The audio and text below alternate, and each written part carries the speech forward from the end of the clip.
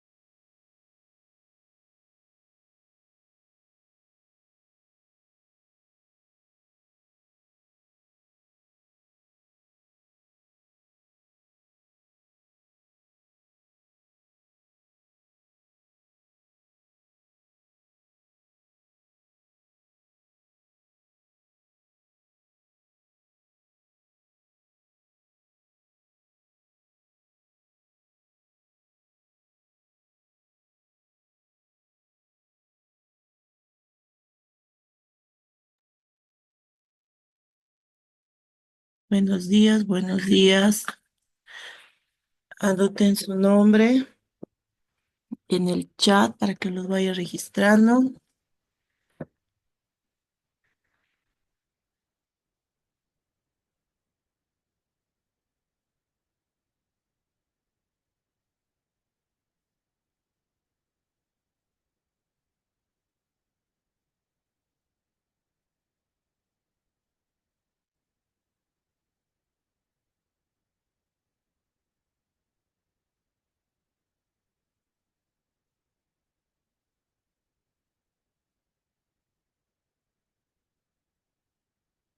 ¿Me escuchan, verdad?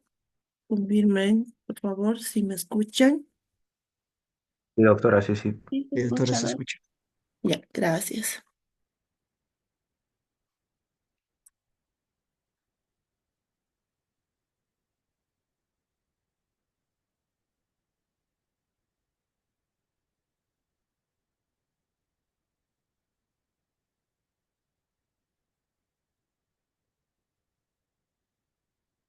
Muy bien, mientras vamos ingresando, vamos a ir organizándonos. Tenemos que hacer una exposición. ¿Ya les he repartido a ustedes temas de exposición?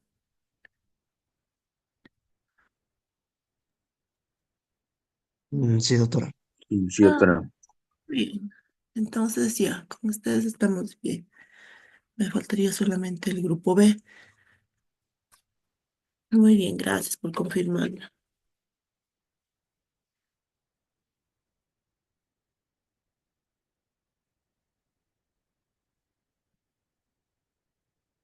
Hoy empezamos, ¿verdad? Con las exposiciones, entonces vamos a compartir a los grupos que les toca que empiecen.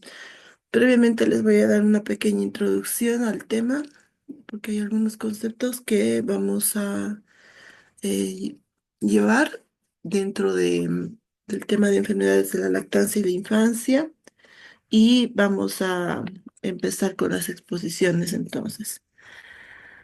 Déjenme compartir la pantalla para la introducción al tema.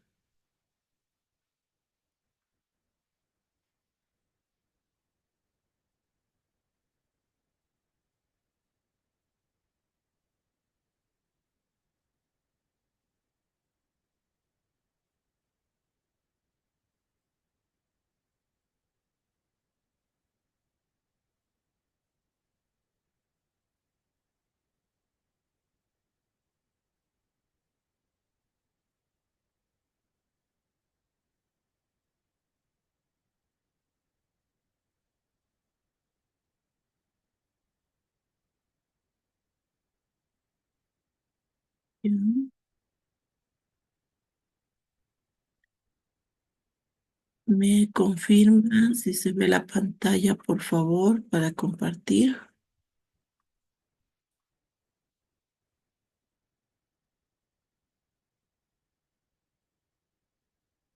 ¿Se ve la pantalla, jóvenes? Sí, doctora. Sí, doctora. Ya, muchas gracias. Vamos a empezar entonces con esta breve introducción al tema. Eh, es un pequeño segmento del libro que nos habla sobre cómo se dan algunas herencias y transmisiones de ciertas patologías a nivel genético. Si bien esto lo van a ver en genética, hacemos una previa introducción porque de esta manera nos damos cuenta cómo algunas patologías tienen un orden hereditario, ¿sí? Cuando hablamos de un orden hereditario es porque alguno de los progenitores lo tiene o en algunas situaciones ambos progenitores lo llegan a tener. Ahora, la arquitectura genética humana es la que determina entonces estos factores porque vamos a ver que está condicionada por las propiedades genéticas que las personas tienen en su genoma, en sus cromosomas, en su ADN. Entonces, la arquitectura genética humana sigue ciertos patrones genéticos que van a controlar un carácter fenotípico. Es así que gracias a estas características las personas llegan a desarrollar sus rasgos físicos, ¿verdad? Em, una descripción de la arquitectura genética humana incluye afirmaciones acerca del gen y número de alelos, distribución de los efectos alélicos, mutaciones, patrones de pleitropía, dominancia y epistasis. La genética tiende a tratar entonces los parámetros invariantes como los variables evolutivos y es que gracias a esto tenemos las características que hoy en día hemos desarrollado. Es por eso que los humanos en su evolución han perdido ciertas características, pero también hay que hablar de que han desarrollado otras características físicas y anatómicas, incluso funcionales. Por eso es que ustedes han debido ver en anatomía que el libro les hablaba de ciertos músculos que algunas personas ya no las tienen, que son prácticamente, incluso a veces inútiles para ciertas funciones también. Y es que ahí está la parte de la evolución humana. Antes, como eran los primeros humanos, teníamos características mucho más, en cuanto al físico, mucho más adaptadas para lo que es la caza, para huir de nuestros depredadores, para la lucha. En cambio, hoy en día los humanos ya son diferentes, ¿cierto? Ya no tienen estas habilidades porque hemos aprendido a inventar, a crear herramientas, ya no tenemos que escapar de nuestros depredadores, más que cazar, criamos para nuestra alimentación. Por lo tanto, todas estas cosas han influido para que perdamos ciertas cosas y adquiramos otras.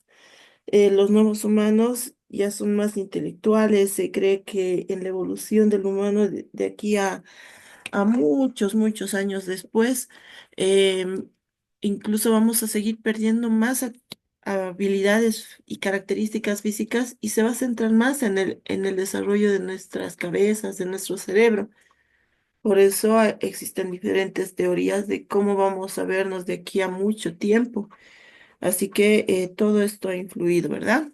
Para esto utilizamos el paradigma neodarwiniano que define más o menos esta evolución como un cambio de las frecuencias alélicas y va a dejar ciertas características. Ahora, para comprender estas características genéticas, hablamos también del gen y el fenotipo. El gen es la unidad física y funcional que define las características, perdón, em, genéticas a través del ADN, ¿sí? Y que actúan como instrucciones para programar la función de nuestras células. Por eso es que dentro de nuestras funciones, nuestros tejidos han adquirido ciertas capacidades, tienen funciones bastante específicas y eso ha hecho que, por ejemplo, nuestro hígado funcione como un tejido hepático. Ha hecho que nuestro pulmón realice esa función, nuestras glándulas secreten. Ahora, dentro de las características, vamos a ver que también pueden haber ciertas fallas, ¿sí? Eso lo vamos a tocar más adelante. Así que el gen es el que determina la característica funcional que va a tener un- una célula, va a dar las instrucciones para que se comporten de cierta manera. En cambio, el fenotipo tiene que ver con las manifestaciones externas. Así que estamos hablando de aquellos rasgos observables de un individuo. Y eso hace que, por ejemplo, tengamos características humanas, que seamos bípedos, que tengamos dos ojos, una nariz con dos orificios, una boca, dos orejas, eh, la implantación de nuestras orejas y fuera de eso, las características individuales que cada uno va a tener. Si bien tenemos una herencia genética dada a través de nuestros progenitores y nuestros antecesores, el fenotipo entonces va a ser el que va a mostrar esas características, ¿verdad? Ahí está la explicación de por qué algunos son altos, bajos, morenos, piel blanca, piel trigueña, ojos claros, ojos oscuros, cabellos lacios, rizados, claros, rojos. Entonces, todo esto está determinado por el gen y se manifiesta a través del fenotipo, incluso el grupo sanguíneo, ¿sí? Así que todo esto funciona en conjunto. Ahora, dentro de la arquitectura genómica humana tenemos menos del 2% del genoma humano que codifica proteínas. Hay entre 20.000 y 25.000 genes que codifican más de 100.000 proteínas. El resto del genoma humano son secuencias repetitivas, misteriosas, y es que todavía el cuerpo humano tiene tanto por descubrir. No sabemos todavía todo de nuestro cuerpo, pero día a día, a medida que se van descubriendo, vemos la maravilla, ¿no? Que es el cuerpo humano. Luego tenemos diferentes formas de variación a nivel del ADN que se manifiestan como polimorfismos de un solo nucleoide, variaciones en el número de copias. Aquí es entonces donde clasificamos los trastornos genéticos. Tenemos aquellos trastornos relacionados con mutaciones de un gen único con efectos amplios. Estos defectos, estas mutaciones van a tener diferentes influencias. Aquí vamos a considerar diferentes factores, así como aquellos que los desarrollan las personas de forma individual, como aquellos que tienen que ver con herencias. Tenemos trastornos cromosómicos, tenemos trastornos multigénicos complejos. Los monogénicos, por ejemplo, son mutaciones que afectan a genes aislados y pueden heredarse a través de tres mecanismos. Uno es el autosómico dominante, el otro es el recesivo y el otro es el que está ligado al cromosoma X. Vamos a ir describiendo cada uno. ¿En qué consiste el trastorno autosómico dominante? Tiene que ver con aquel estado heterocigoto donde uno de los progenitores es afectado y al ser dominante, solo requerimos que uno de los progenitores tenga ese gen. Puede afectar de igual manera a hombres y mujeres, así que al tener una dominancia, los hijos se van a ver afectados porque va a haber una probabilidad del 50% de sufrir la enfermedad. Aquí es como un sorteo, tú no sabes qué hijo va a ser afectado. Esto es al azar. Existe cierto porcentaje de pacientes donde no tienen padres, o sea, progenitores afectados, que nos dice eso, que de forma individual han desarrollado la patología. Así que eso se denomina mutaciones de novo, ¿sí? No tienen progenitores afectados, no tienen hermanos afectados, así que el daño genético lo han desarrollado de forma individual. Las características van a modificarse según las variaciones de penetrancia y expresividad. Algunos heredan el gen mutante, pero no, ese gen mutante no va a afectar el fenotipo del individuo, pero sí puede terminar afectando, por ejemplo, la función de ciertas estructuras, y es ahí donde tenemos la la manifestación de ciertas enfermedades funcionales. Físicamente se ven normales, ¿sí? Pero a nivel genético, ese órgano, por ejemplo, digamos, ese hígado o ese riñón que se ha desarrollado normalmente, no va a funcionar bien, ¿sí? También podemos ver que si un rasgo se encuentra en todos los individuos que son portadores del gen mutante, pero la expresión es distinta, se habla de una expresividad variable. Y es que sí, es igual que en las enfermedades, no todos enfermamos de igual forma. Así que dentro de una mutación genética puede darse también este tipo de condición donde no todos van a seguir un mismo patrón, puede variar. Aquí está un ejemplo de un autosómico dominante. Al ser dominante, solamente uno de los progenitores necesita tener el gen mutado para heredarlo a su descendencia. Al unirse con una pareja que es normal, no afectada, va a haber una, un riesgo de que un 50% de los hijos se vea afectado. Y aquí está, no siguen este orden. Podría ser el primer hijo el sano, como podría ser el afectado. Así que esto va a variar, ¿sí? Y como puede ver, solamente tendrían que heredar el gen afectado.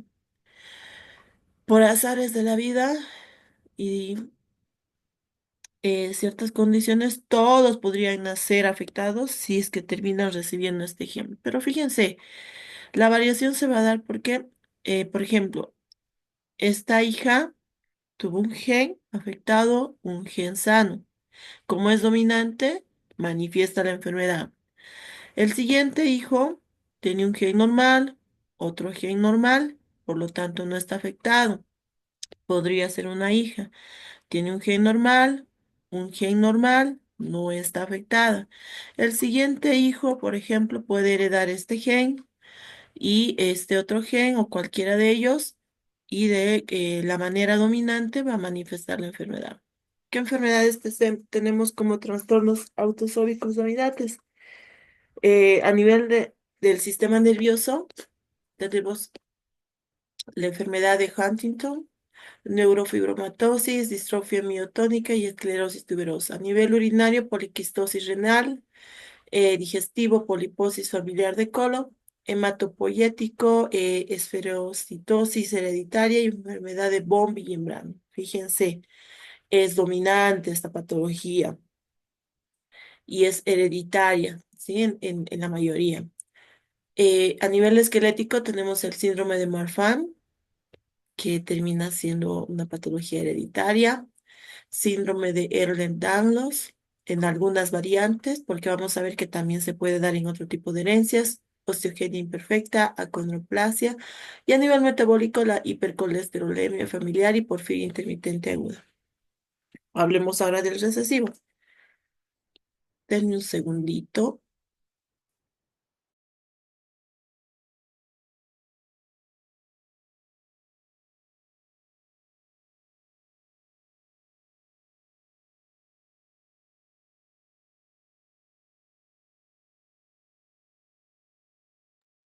Ahora sí. A nivel recesivo, vamos a ver que este sería el grupo más amplio de trastornos mendelianos. Se va a dar cuando mutan los alelos en un locus genético determinado, pero al ser recesivo estos necesitan que ambos progenitores tengan la mutación para que en los hijos recién se manifieste. Así que como recesivo puede haber una herencia y esta se va a transmitir, van a terminar siendo la descendencia portadores, pero no van a manifestar la enfermedad, sino hasta que ambos progenitores, al tener la misma mutación, se unen y es ahí donde al juntarse recién se va a manifestar. Así que los descendientes van a tener un 25% de probabilidad de presentar el rasgo. Y si el gen mutante aparece con baja frecuencia en una población, em, se ha visto que este puede ser un dato de que los progenitores, por ejemplo, tengan una consanguinidad. ¿Eso qué quiere decir? Que comparten rasgos genéticos familiares.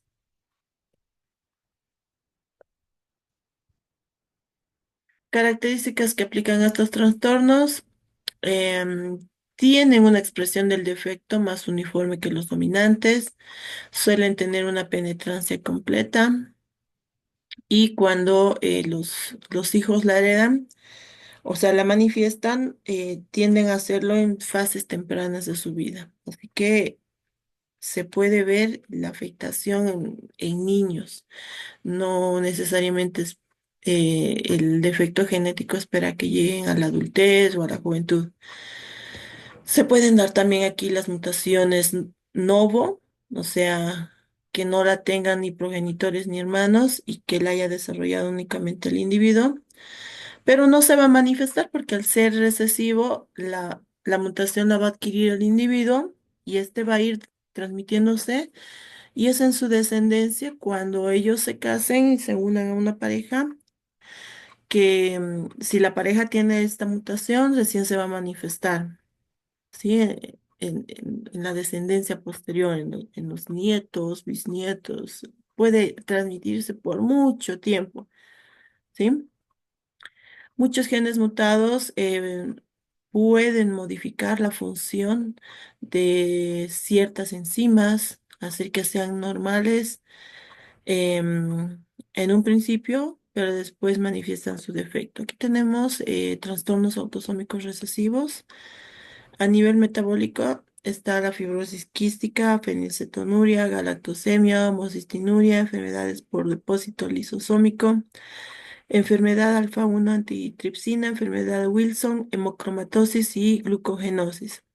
A nivel hematopoyético tenemos la drepanocitosis con anemia de drepanocítica y talasemias.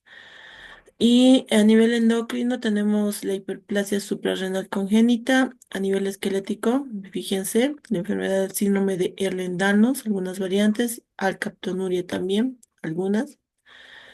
Y sistema nervioso, las atrofias musculares neurogénicas, ataxia de Friedreich, atrofia muscular espinal. Y así se ve la herencia autosómica recesiva. Son portadores, no manifiestan la enfermedad porque ellos también la han heredado y es hasta que se encuentran dos progenitores con la misma mutación donde se va a manifestar la enfermedad en los hijos. Aquí la afectación es variable. Fíjense, pueden tener una hija o hijo, en este caso nos muestra una hija, que va a ser sana porque hereda un cromosoma sano del padre y otro cromosoma sano de la madre. Entonces no se va a afectar. Luego puede tener un hijo que puede terminar siendo portador porque hereda un gen mutado y un gen sano, así que la enfermedad va a estar silenciada, ¿sí? Pero va a portarla. La otra hija, por ejemplo, podría tener un cromosoma afectado y un cromosoma sano, de igual forma afectada, no afectada, perdón, pero portadora, ¿sí?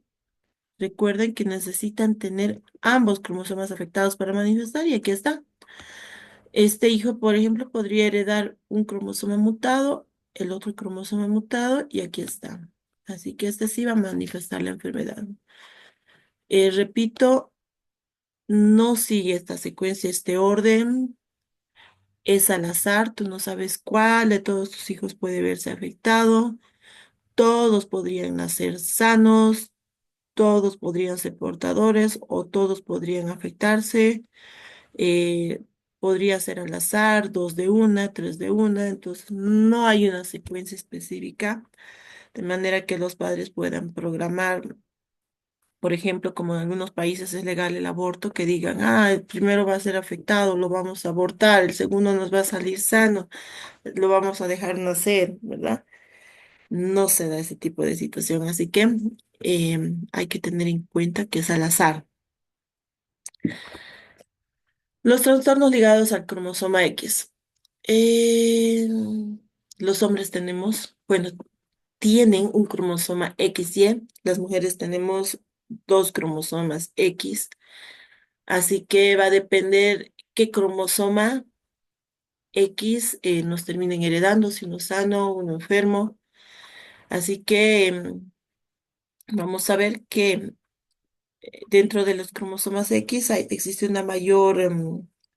mayor índice de herencia. Sí, puede haberse un trastorno ligado al cromosoma Y, pero se ha visto también que de alguna manera como la, mm, la biología humana, que cuando está ligada al cromosoma Y, automáticamente los hombres tienden a ser estériles. De esta manera hay una protección al cuerpo para evitar que las descendencias transmitan este defecto, ¿sí? Por eso es que no se ha visto como tal una herencia ligada al cromosoma X, pero sí se ven defectos en este cromosoma. Y por la infertilidad no puede ser transmitido. En cambio, el que está ligado al cromosoma X puede tener dos características, ser recesivo o ser dominante. De la misma forma, si la descendencia recibe ambos cromosomas afectados, va a manifestar la enfermedad.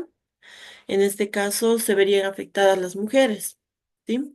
Y los hombres podrían ser afectados, pero no manifestar la enfermedad, o sea, terminarían siendo portadores. Y un hombre afectado no transmite el trastorno a sus descendientes varones, porque los hombres dan el cromosoma Y a los varones, pero sí las mujeres podrían ser portadoras, ¿sí?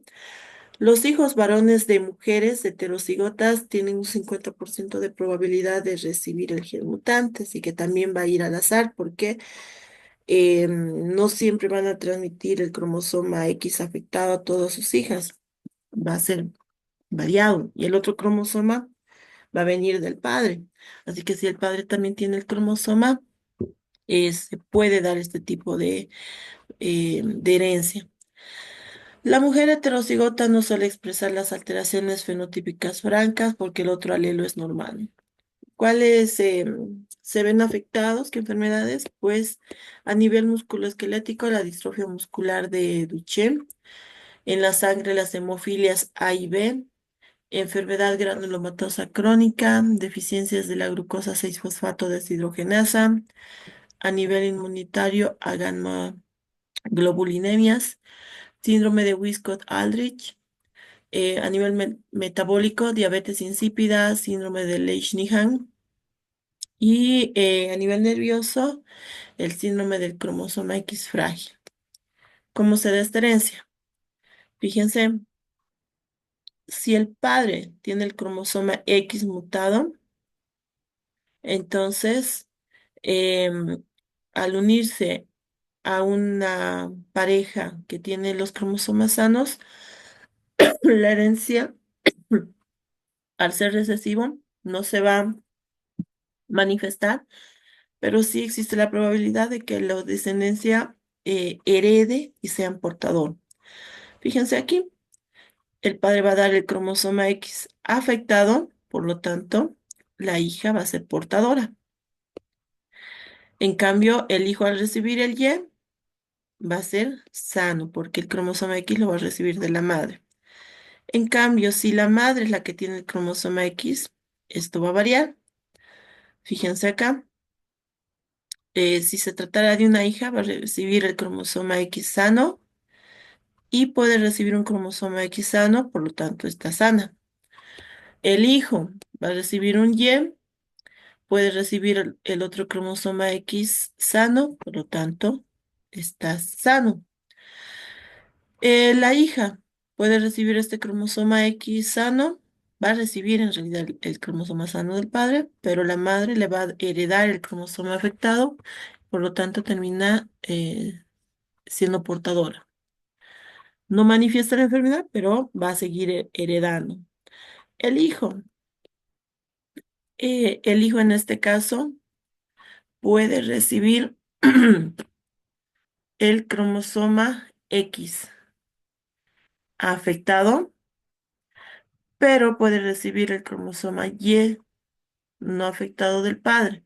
¿Pero por qué manifiesta? Porque este cromosoma es dominante. Por eso se ve aquí el cromosoma más pequeño, ¿sí?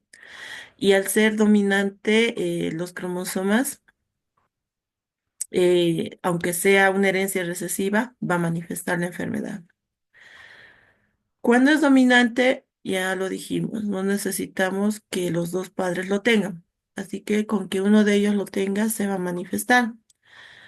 Se transmite por la mujer heterocigota afectada a la mitad de sus hijos varones y a la mitad de sus hijas.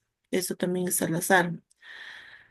Por un padre afectado, todas las hijas lo van a recibir, pero los descendientes varones no, porque ellos reciben el cromosoma Y. Un ejemplo de esta enfermedad es el raquitismo resistente a la vitamina D. Y aquí está el dominante. El varón va a tener el, el gen afectado. Si este gen es el X, entonces lo va a transmitir a todas las hijas, ¿sí? Porque el Y lo va a dar a los varones y al estar sano, este no se va a manifestar. En el caso de que la madre sea afectada, esto va a ser al azar, porque va a recibir un cromosoma X sano, podría ser el otro también sano, por lo tanto la hija no va a estar afectada. El hijo va a recibir el Y sano, un cromosoma X sano, por lo tanto tampoco es afectado. Podría darse de que la hija reciba el cromosoma X sano, pero reciba el cromosoma X afectado, y al ser dominante sí va a manifestar, ¿sí? Y el hijo podría heredar el cromosoma Y sano y el afectado de la madre, por lo tanto también va a manifestar. Por eso se habla de un 50-50. Trastornos de la diferenciación celular. Aquí es cuando entonces vemos parte de las manifestaciones de estos trastornos. La diferenciación se va a dar porque va a haber una característica fenotípica, o sea, una característica eh, a nivel físico que se va a poder observar. Si bien puede ser externa, también puede ser interna, va a afectar el desarrollo y la formación de ciertos órganos o características físicas externas. Así que hay una expresión selectiva de genes que se va a manifestar. Pueden haber tres tipos diferentes de alteración en la diferenciación celular. Así que puede haber una metaplasia, ya conocemos el término, lo hemos visto en las primeras clases. Puede haber una displasia, que sería un desorden en el crecimiento, o una anaplasia, una falta de diferenciación de las células. Aquí vemos algunas anomalías congénitas que se pueden manifestar, en este caso, la agenesia. ¿Qué es agenesia? Para empezar, fijémonos cómo empieza. A, sin, formación. Así que en la agenesia es la falta total de un órgano. Puede haber una agenesia uterina, una agenesia maxilar, una agenesia pulmonar. En este caso, la imagen nos muestra una agenesia renal. Tenemos una imagen real y una imagen gráfica. Esto podemos hacer, por ejemplo, en nuestras exposiciones para que entiendan. Pueden colocar una imagen gráfica, pero siempre tiene que haber una imagen real para que se note. En un estudio, nosotros deberíamos observar un riñón y el otro riñón acá. Pero fíjense, está ausente. No hay ni siquiera un esbozo, ni un riñón mal ubicado, ni mal desarrollado. Simplemente no se formó. Aquí vemos el riñón, vemos los uréteres, aquí está, y esto sería la vejiga. Y hay personas que tienen estas patologías y no es hasta que se enferman o les hacen algún estudio donde descubren que les falta. Ahora, si fuera cuestión de un órgano importante, esto puede ser incompatible con la vida, por ejemplo, una agenesia pulmonar. Los fetos, los bebés son viables porque existe una nutrición a través de la placenta y se manifiesta eh, cuando nacen, no pueden sobrevivir. Aplasia, sin desarrollo. Aquí va a haber un esbozo rudimentario. O sea, estaban las yemas germinales, pero por algún motivo no se ha desarrollado correctamente. Por ejemplo, una aplasia es una anencefalia. Existe un esbozo donde debería haberse desarrollado, pero este no creció, no se multiplicó, no terminó de formar, por lo tanto, no hay un cerebro. Podría ser una aplasia uterina, donde estaba el esbozo, las células germinales, pero estas no se han desarrollado, no han sido bien estimuladas por defectos genéticos o mutaciones. Por lo tanto, no hay el órgano como tal, ¿sí? Otro término, hipoplasia. La hipoplasia tiene que ver con un deficiente desarrollo. Hipo, poco, ¿verdad? Aquí, también por un defecto, no se ha desarrollado el órgano. Eh, Puede funcionar, pero por la falta de desarrollo va a ser insuficiente. En esta imagen vemos, por ejemplo, una hipoplasia renal. Fíjense, un riñón normal, ubicación, características, tamaños normales, el largo del uréter. Pero fíjense este otro. No se terminó de desarrollar, la ubicación es anormal.